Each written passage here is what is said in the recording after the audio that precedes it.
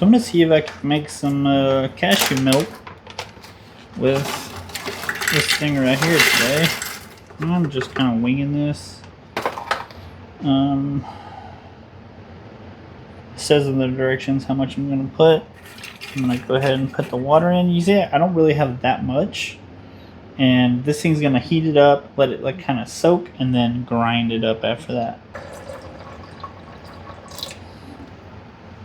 We got the lid on here, put this little cover on here as well.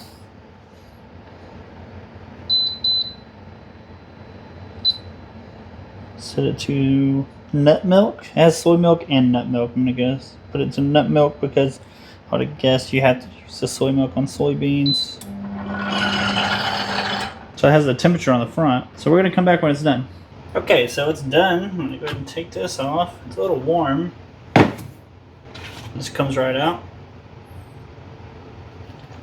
I'll dry it out. I usually add a little bit of sweetener to this, and these were roasted, so you can definitely taste the roasted in the milk. This right here is pretty thick. Make sure you follow the directions. Add enough water, or it's going to be thick like mine. I like mine thick, but you know, if you want it thin like the traditional one, follow the directions.